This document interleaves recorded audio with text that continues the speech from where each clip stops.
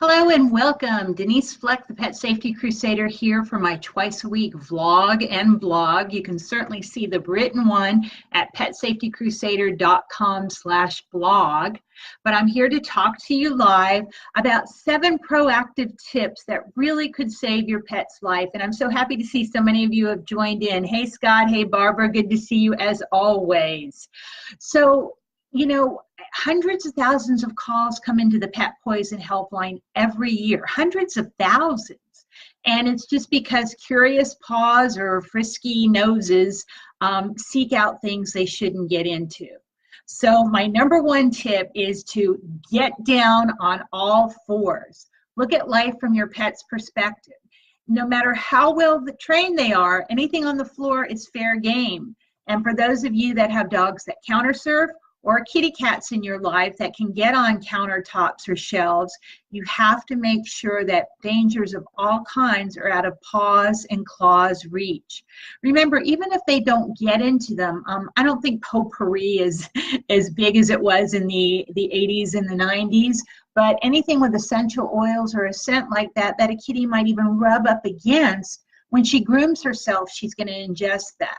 And the same thing happens that even though your house may be neat as a pin, as they said in the olden days, but if you put something on your carpet to freshen it, if you mop your floors, anything that isn't absorbed through the paws is going to be ingested when pets start to, groom themselves.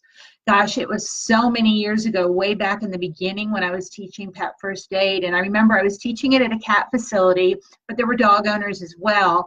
But one person timidly raised their hand and asked me a question about their Komodo dragon. And I was like, oh God, what am I going to come up with this for this poor person? And she, I talked her through it, and she said, well, we have this Komodo dragon, and, it gets sick every week. And I'm like, gosh, what is happening? Is it a particular day, a particular time?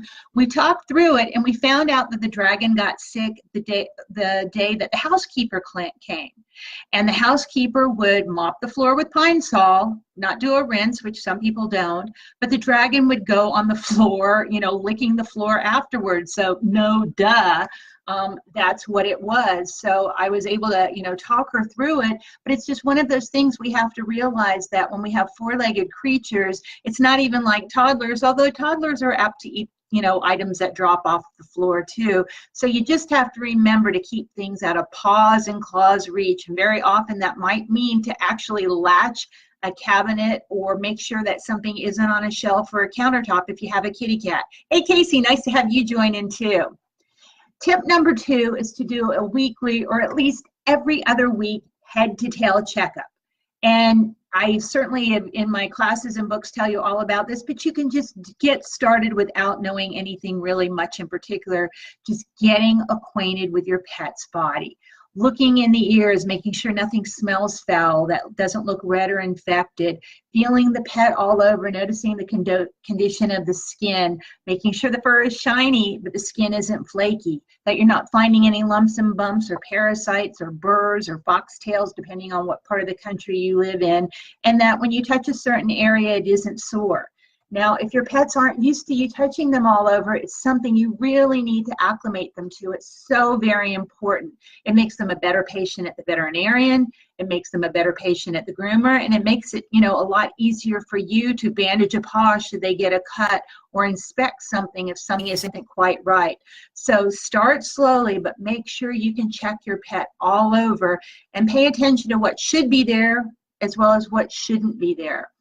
Some of you have heard this story before, but years ago I was teaching a pet first aid class at a grooming school, and one of the students was trying to remove a tick off the abdomen of a male dog's body, not realizing male dogs also have nipples. So it's so important to know what is supposed to be there and what isn't, and to call it to attention of your vet when something isn't quite right. You can really prevent, a small little problem from becoming a nightmare if you get it checked out quickly. But the pet's not going to tell you. That's what makes, pet first aid so different from human, where a toddler can tell you, I have a boo-boo, or it hurts over here. You're not going to get that feedback from your canine or your feline best pal.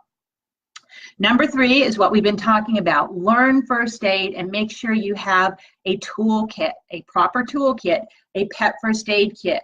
Just like a plumber or a carpenter needs the right tool for the job, you need that properly fitting muzzle or the tweezers that will really do the trick, the electrolytes that will help revive a dehydrated pet, the Benadryl for a bee sting, the antacid for the upset tummy, and so on and so on. So, go to PetSafetyCrusader.com/products/classes, and you can see a slew of classes I have available for you, some that you take self-guided on your own, some that are live teleconferences, but pet first aid for dogs, for cats, for birds, for rabbits and pocket pets, disaster preparedness, senior pet care, it's all there.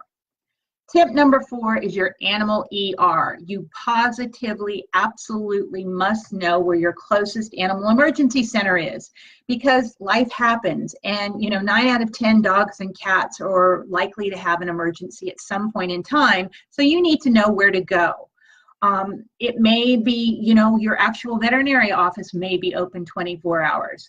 But you need to know where the closest place is, because most likely it's going to happen after veterinary hours and when you're home alone. So know the place that's available.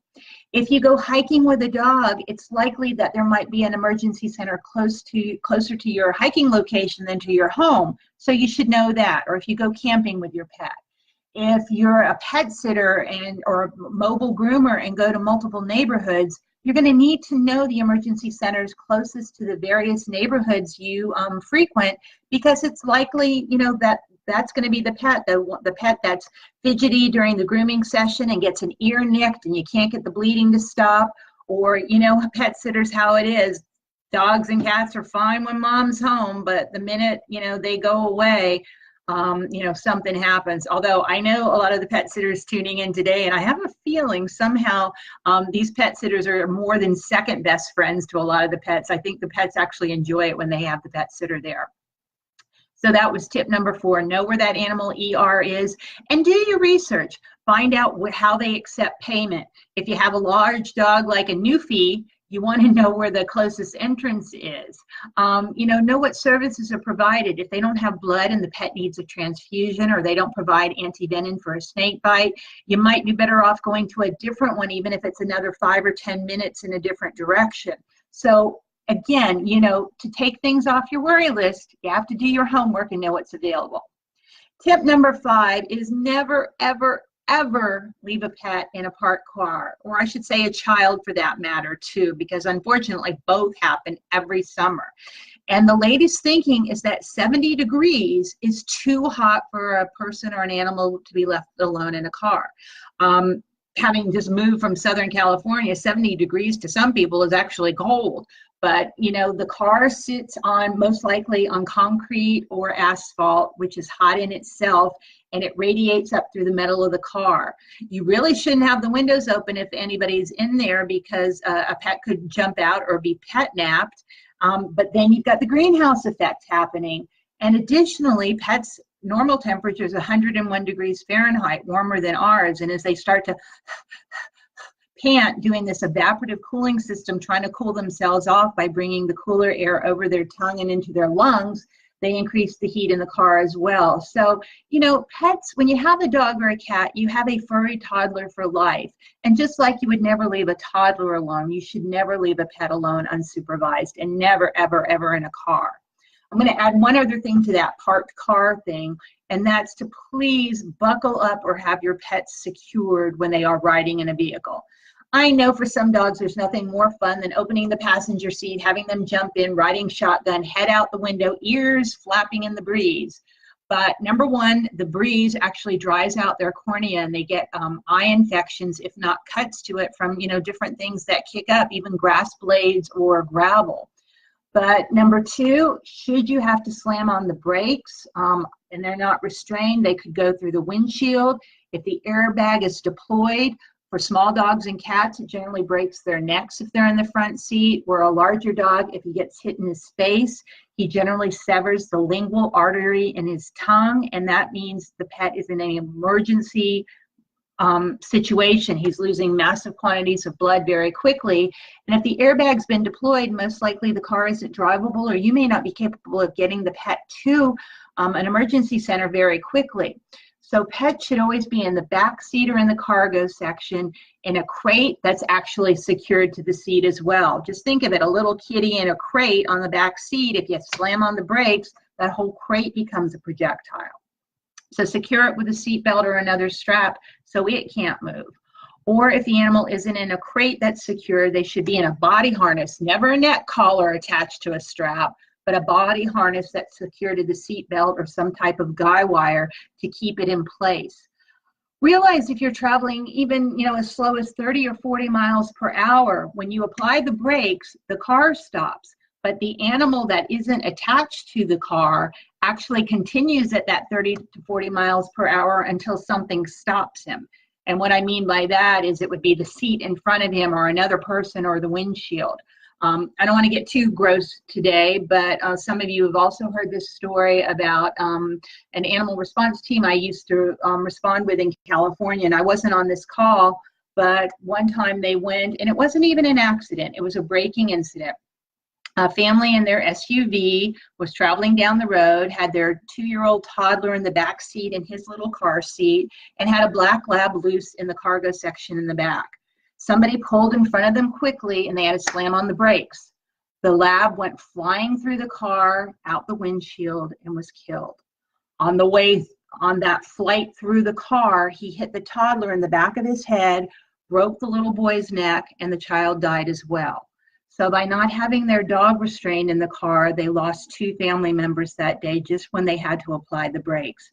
So it's just so important that we take the time. It's a teaching tool. You have to teach the dog that getting in the harness or the kitty getting in the carrier is okay. It's friendly. You train them with treats. You let them get used to these items in the house first so that going for a car ride is actually a good experience. Number 6, water.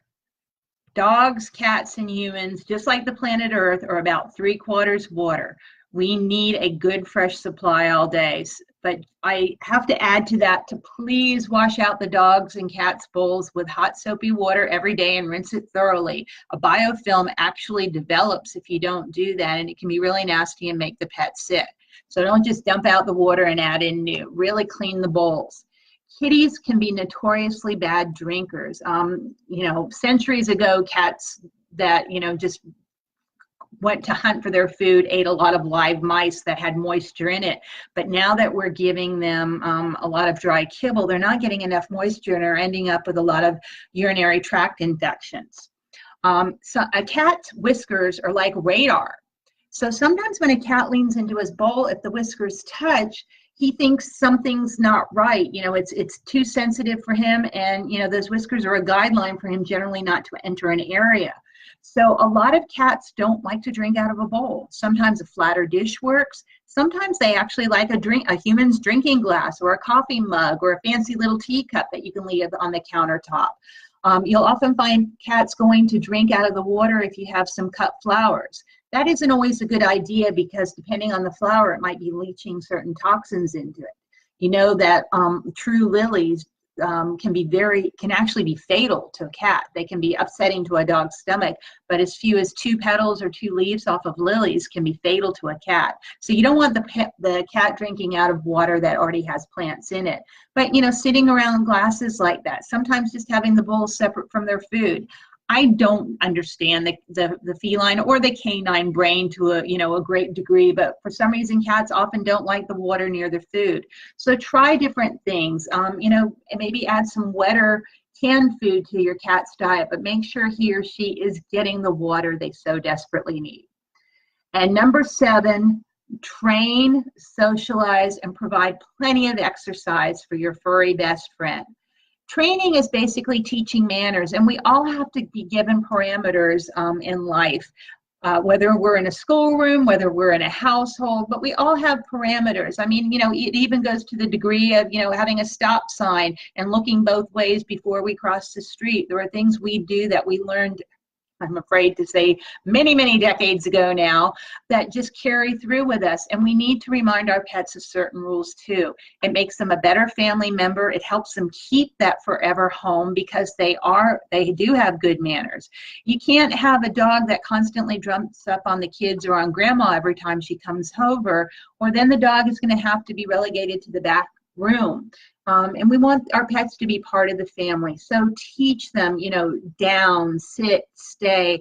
And stay and leave it in particular can save their lives as well. Because if you teach them to stay and not dash out the door, and I'm talking cats too. I know we generally think of obedience training with dogs. Cats can learn manners. Cats are doing agility and all kinds of crazy things these days, so they can certainly learn their manners. But stay can save a life, as can leave it, if you get them to not swallow that chicken bone, that corn cob, or lap up some poison of any kind. Socializing, just getting them used to being around other people and other friends, and you have to do this carefully, but it just makes them a more welcomed member of the family. And then that exercise part, it does a body good, whether you're canine, feline, or human. It keeps those joints fluid, keeps the muscle tone, and it actually helps with this up here. By exercising, going on gentle walks, if it's a senior dog or cat, that's perfectly fine, but just keep them moving, because then they'll get that life-giving blood and oxygen to the brain, nourishing it and hopefully retaining and rejuvenating the cells that are there. For kitty cats, I think one of the best exercises is adopting a second kitty cat for him or her so that she can play. So you can tell that I've had my training volunteering at a lot of shelters, and that very often can be the best thing for a dog too. But I know with our dogs, we're more likely to go outside and be active. But keep them on a leash, teach them their manners, and just always be cognizant of your surroundings. I know I've done blogs and vlogs on this before, but you want to be careful in case there is a stray or a loose dog that suddenly charges you, that you know what to do. So thank you guys so much for tuning in today. Remember, there are classes available that I can elaborate on a lot of this and give you more information. But our 7 proactive tips that could save your pet's life today are to get down on all fours and make sure the scene is safe, that all the dangers are out of paws and claws reach. Number 2 is to do that weekly, or at least every other weekly, head-to-tail checkup so that you can find a problem when it's small and get it fixed. Number 3 is to learn first aid techniques and have a kit around so that you can jump to the task and help the pet even before veterinary care is available. It's not a replacement for a competent professional vet, but it can help you to minimize blood loss, prevent pain and suffering, slow down swelling, cool down body temperature, and all sorts of things before you can get to your vet. Number 4 is to know where that animal emergency center is, one that's open when you need them most. 5 is to never, ever, ever leave a pet in a parked car, and to make sure you securely have them restrained in a car when they're traveling with you. Number 6 is to make sure they're getting plenty of that life-giving water. And 7, train, socialize, and exercise. It'll do you a lot of good too.